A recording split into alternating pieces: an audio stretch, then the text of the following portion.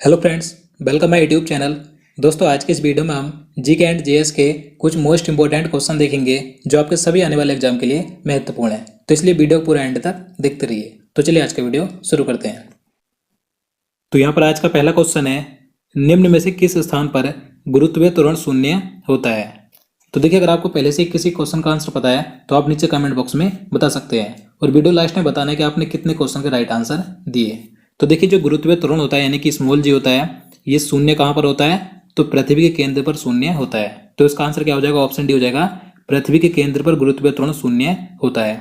बात करें ध्रुवों पर, तो ध्रुवों पर गुरुत्वीय त्वरण सबसे अधिक होता है और भूमध्य रेखा पर सबसे कम होता है। तो आपको तीनों पॉइंट याद रखने हैं, पृथ्वी के केंद्र पर शून्य, ध्रुवों पर सबसे अधिक, भूमध्य रेखा पर सबसे कम।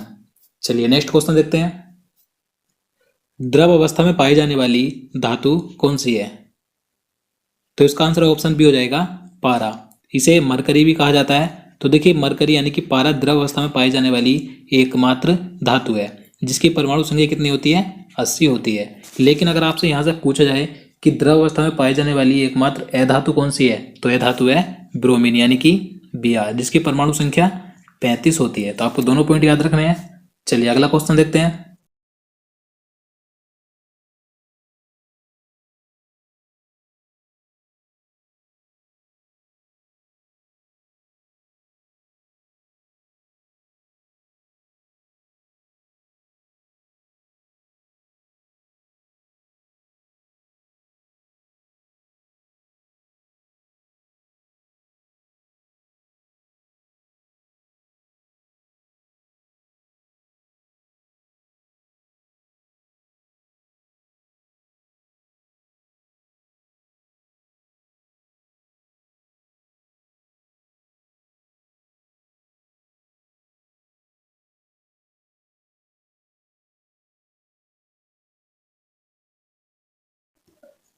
सिंधु जल समझौता कब हुआ था। तो इसका आंसर ऑप्शन ए हो जाएगा 1960 में। तो देखिए, 19 सितंबर 1960 को भारत और पाकिस्तान के बीच कराची में सिंधु जल समझौता हुआ था। देखिए, इस सिंधु जल समझौते में भारत के प्रधानमंत्री पंडित जवाहरलाल नेहरू और पाकिस्तान के राष्ट्रपति अयूब खान ने इस समझौते पर हस्ताक्षर किए थे। देखिए, इस समझौते में 6 नदियों को लेकर यह समझौता किया गया था, जिसमें कि ब्यास, रावी और सतलज नदी के पानी का नियंत्रण भारत को दिया गया था और सिंधु, चिनाब, झेलम नदी के पानी का नियंत्रण पाकिस्तान को दिया गया था। तो आपको याद रखना है, सिंधु जल समझौता कब हुआ था, 1960 को। भारतीय राष्ट्रीय ध्वज तिरंगे का डिजाइन किसने तैयार किया था। तो देखिए, काफी आसान क्वेश्चन है कि जो हमारा भारतीय राष्ट्रीय ध्वज तिरंगा है उसका डिजाइन किसने तैयार किया था, तो पिंगली वेंकैया ने किया था। तो इसका आंसर ऑप्शन सी हो जाएगा, पिंगली वेंकैया ने। और देखिए, इसकी लंबाई और चौड़ाई का अनुपात कितना है, तो ये भी कई बार एग्जाम में पूछ लिया जाता है। तो इसकी लंबाई और चौड़ाई का अनुपात है 3:2, याद रखना है। चलिए आगे देखते हैं। भारतीय राष्ट्रीय ध्वज तिरंगे को संविधान सभा ने कब अपनाया था। तो इसका राइट आंसर ऑप्शन ए हो जाएगा, 22 जुलाई 1947 को। आपको डेट याद रखनी है, 22 जुलाई 1947 को भारत के राष्ट्रीय ध्वज तिरंगे को संविधान सभा ने अपनाया था, याद रखना है। चलिए आगे देखते हैं। भारत का राष्ट्रीय गान सर्वप्रथम कब गाया गया था। तो इसका आंसर ऑप्शन बी हो जाएगा, 27 दिसंबर 1911 को। तो देखिए, भारत का राष्ट्रीय गान सर्वप्रथम यानी कि पहली बार 27 दिसंबर 1911 को कांग्रेस के कोलकाता यानी कि कलकत्ता अधिवेशन में गाया गया था। अब देखिए, ये जो कांग्रेस का 27वां कलकत्ता अधिवेशन था जो कि 27 दिसंबर 1911 को हुआ था, तो इसकी अध्यक्षता किसने की थी, तो इसकी अध्यक्षता की थी पंडित बिशन नारायण धर ने, याद रखना है। और देखिए, जो भारत का राष्ट्रीय गान है इसके रचयिता कौन है, तो रविंद्रनाथ टैगोर है और इसे 24 जनवरी 1950 को भारत के राष्ट्रीय गान का दर्जा दिया गया था। तो आपको सभी पॉइंट याद रखने हैं। चलिए नेक्स्ट क्वेश्चन देखते हैं। निम्न में से किस अधिनियम के अंतर्गत द्वैध शासन व्यवस्था लागू की गई थी। तो इसका आंसर ऑप्शन डी हो जाएगा, भारत सरकार अधिनियम 1919 के तहत। देखिए, द्वैध शासन व्यवस्था भारत सरकार अधिनियम 1919 के तहत लागू की गई थी। देखिए, 1919 से पहले जो प्रांतीय सरकारें थीं तो उन पर केंद्र का पूर्ण नियंत्रण रहता था, लेकिन इस द्वैध शासन व्यवस्था को लागू करने के बाद स्थिति में परिवर्तन लाकर प्रांतीय सरकारों को उत्तरदायी बनाने का प्रयास किया गया। यानी कि इस अधिनियम द्वारा केंद्र व राज्यों के बीच यानी कि प्रांतों के बीच विषयों का बंटवारा किया गया है। तो आपको याद रखना है, द्वैध शासन व्यवस्था किस अधिनियम के तहत लागू की गई थी, भारत सरकार अधिनियम 1919 के तहत। ये महत्वपूर्ण है, याद रखिएगा। और देखिए द्वैध शासन का जनक किसे कहा जाता है, तो लियोनेल कर्टिस को माना जाता है। और बंगाल में द्वैध शासन 1765 ईस्वी में किसने लगाया था, तो रॉबर्ट क्लाइव ने लगाया था। चलिए आगे देखते हैं। तराइन का द्वितीय युद्ध किनके मध्य हुआ था, तो इसका आंसर ऑप्शन ए हो जाएगा मोहम्मद गौरी और पृथ्वीराज चौहान। देखिए तराइन के दो महत्वपूर्ण युद्ध हुए, दोनों ही मोहम्मद गौरी और पृथ्वीराज चौहान के बीच हुए थे। देखिए पहला युद्ध, तराइन का पहला युद्ध 1191 में और दूसरा युद्ध 1192 में हुआ था। देखिए तराइन के प्रथम युद्ध में पृथ्वीराज चौहान ने मोहम्मद गौरी को हरा दिया था और तराइन के दूसरे युद्ध में यानी 1192 में मोहम्मद गौरी ने पृथ्वीराज चौहान को हरा दिया था। तो आपको याद रखना है।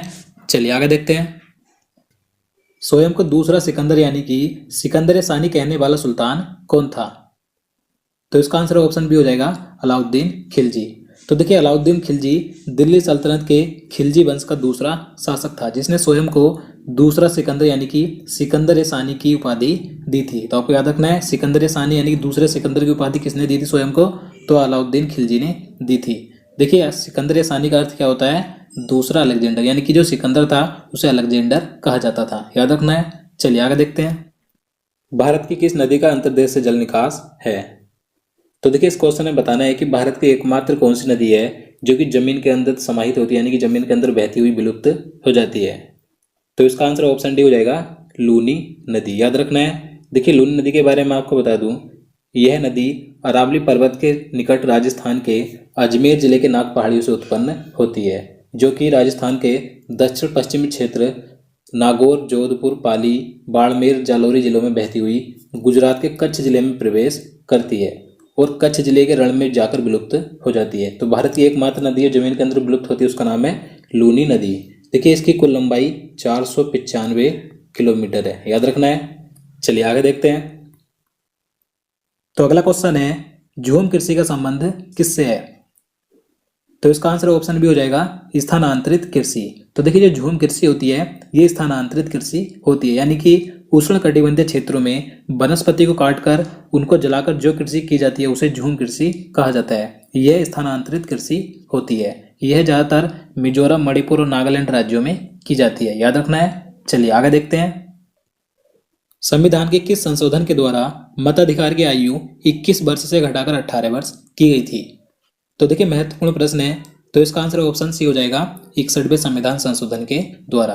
तो देखिए पहले जो वोट देने की आयु थी यानी कि मताधिकार की आयु थी 21 वर्ष थी, लेकिन 61वें संविधान संशोधन के द्वारा 1989 में इसे घटाकर 21 वर्ष से घटाकर 18 वर्ष किया गया था। तो आपको याद रखना है। और देखिए साथ ही जो संविधान संशोधन है किस अनुच्छेद के तहत किया जाता है, ये भी कई बार एग्जाम में पूछा जाता है। तो अनुच्छेद 368 के तहत संविधान संशोधन किया जाता है। चलिए आगे देखते हैं। लार की प्रकृति कैसी होती है, तो देखिए जो मनुष्य के मुख में लार होती है इसकी प्रकृति कैसी होती है, तो ये अम्लीय होती है।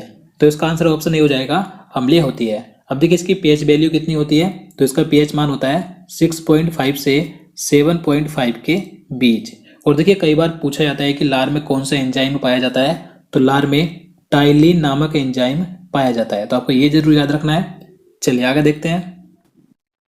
योजना आयोग की स्थापना कब की गई थी, तो इसका आंसर ऑप्शन ए हो जाएगा 1950 में। तो देखिए 15 मार्च 1950 में योजना आयोग की स्थापना की गई थी। देखिए योजना आयोग एक गैर संवैधानिक निकाय था, यानी कि इसका संविधान में कोई भी उल्लेख नहीं था, इसलिए 13 अगस्त सन 2014 को इसे समाप्त कर दिया गया। योजना आयोग के स्थान पर नीति आयोग का गठन किया गया। नीति आयोग का गठन 1 जनवरी 2015 को किया गया था। तो आपको याद रखना है। देखिए नीति आयोग का अध्यक्ष कौन होता है, तो प्रधानमंत्री ही नीति आयोग के अध्यक्ष होते हैं। तो देखिए योजना आयोग के स्थान पर क्या लाया गया, नीति आयोग का गठन किया गया था। चलिए आगे देखते हैं। राज्यसभा और लोकसभा की संयुक्त बैठक की अध्यक्षता कौन करता है। अब देखिए ये क्वेश्चन मैं आपको पहले भी करवा चुका हूं, तो आप इसका आंसर नीचे कमेंट बॉक्स में बताइएगा। तो इसका राइट आंसर क्या हो जाएगा, ऑप्शन बी हो जाएगा लोकसभा अध्यक्ष। तो देखिए विवाद होने की स्थिति में अनुच्छेद 108 के अनुसार राष्ट्रपति संयुक्त बैठक बुलाता है, लेकिन अध्यक्षता कौन करता है, तो लोकसभा अध्यक्ष इसकी अध्यक्षता करता है। तो आपको याद रखना है, बुलाता कौन है, राष्ट्रपति, और अध्यक्षता करता है लोकसभा अध्यक्ष। अब आपको यहाँ से एक पॉइंट याद रखना है कि धन विधेयक तथा संविधान संशोधन विधेयक के मामले में संयुक्त बैठक नहीं बुलाई जाती, याद रखना है। चलिए आगे देखते हैं। मुस्लिम लीग ने भारत विभाजन की मांग सर्वप्रथम कब की थी? तो इसका आंसर ऑप्शन ए हो जाएगा 1940 में। तो देखिए 1940 में कांग्रेस के लाहौर अधिवेशन में मुस्लिम लीग ने भारत विभाजन की मांग की थी। अब देखिए 1940 में जो कांग्रेस का लाहौर अधिवेशन हुआ था तो इसकी अध्यक्षता किसने की थी? तो मोहम्मद अली जिन्ना ने इसकी अध्यक्षता की थी। देखिए मुस्लिम लीग का गठन कब हुआ था? तो 30 दिसंबर 1906 को मुस्लिम लीग का गठन हुआ था। कहां पर हुआ था? ढाका, बांग्लादेश में। चलिए अगला क्वेश्चन देखते हैं। गांधी जी ने किस आंदोलन को चोरा चोरी कांड के बाद वापस ले लिया था? तो इसका आंसर ऑप्शन सी हो जाएगा असहयोग आंदोलन को। तो देखिए महात्मा गांधी जी ने 1 अगस्त 1920 को असहयोग आंदोलन की शुरुआत की थी, लेकिन 5 फरवरी 1922 को गोरखपुर जिले के चोरा चोरी नामक स्थान पर पुलिस स्टेशन में आग लगा दी गई थी। तो इससे दुखी होकर महात्मा गांधी जी ने असहयोग आंदोलन को वापस ले लिया था। तो आपको याद रखना है असहयोग आंदोलन की शुरुआत गांधी जी ने कब की थी? 1 अगस्त 1920 को। और वापस कब लिया था? 5 फरवरी 1922 को। चलिए आगे देखते हैं। ब्रह्म समाज की स्थापना किसने की थी? तो देखिए ये क्वेश्चन कई बार पूछा जाता है कि ब्रह्म समाज की स्थापना किसने की थी।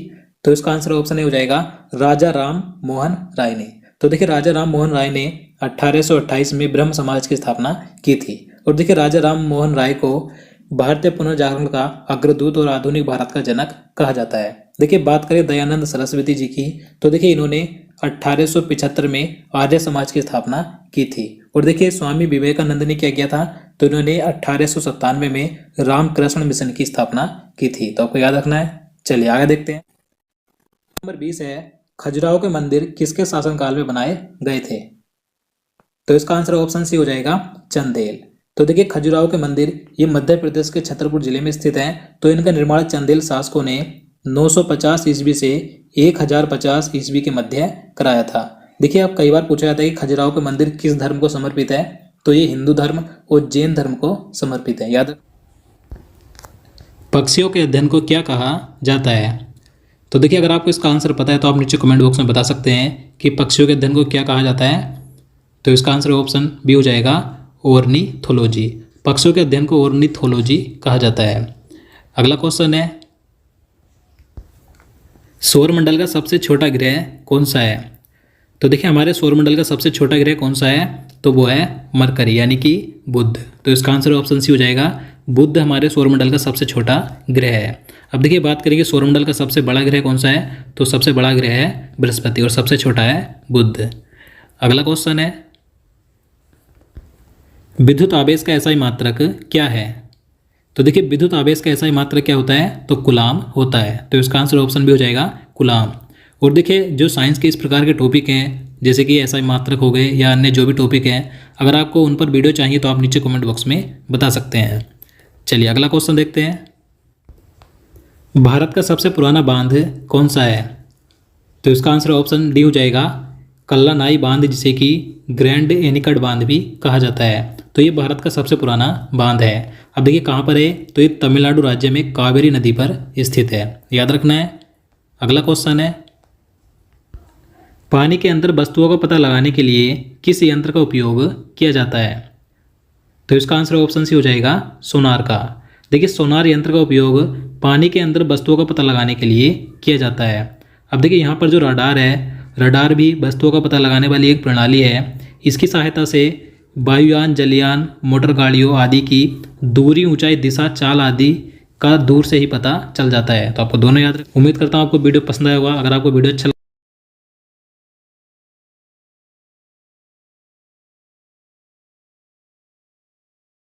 कंटिन्यू वीडियो मिलते रहेंगे। तो चलिए मिलते हैं नेक्स्ट वीडियो में। जय हिंद, जय भारत।